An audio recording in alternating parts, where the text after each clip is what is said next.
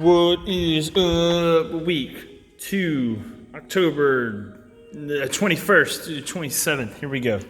Eliminating sugars this week. Now, a lot of people have asked me this. What counts as a sugar? Yada, yada, yada, etc., etc., etc. Now, I said it before, I'll say it again. The point of this challenge is not to teach you how to necessarily eliminate things, treating certain foods as bad foods, yada, yada, etc., things like that, okay? But what we do want you to do is build an awareness of what you're putting in your body, what you're eating on a regular basis, and are you eating too much of certain things? Sugar is usually a good place to start because it's easy to ingest, overeat, okay? So sugar is a common place to start.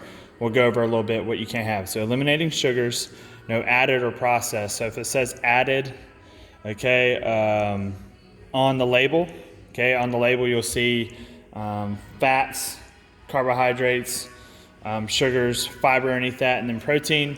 If it says added sugars, then that's going to be a no-go this week, all right? No soda or diet soda, all right? No fruit juices, okay? No artificial sweeteners, all right? And that's going to include stevia for this week.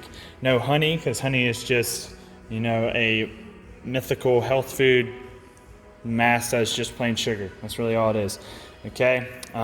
For the group, report no sugar to the group on each day that you do not consume sugar. So we're looking at adherence here, all right? Make sure you're not doing any sugar, but also make sure you're reporting to the group. And also, I did make this a bonus. I kind of wish I had, but we'll use that for future reference. Share with the group anything you're using to replace common sugars you're doing in your diet.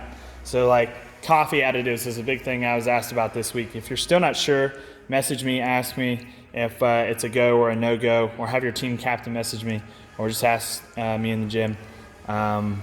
But share with the group things you're doing that can replace some of those creamers and stuff like that.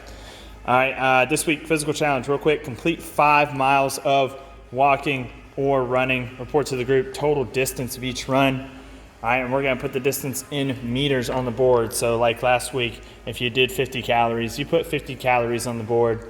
This week, you put your total meters. So to get to a total of 5 miles, I didn't do the math poorly. That's on me. That's my bad for not doing the math before this. But just know that 1,600 meters equal a mile. So 1,600 times 5.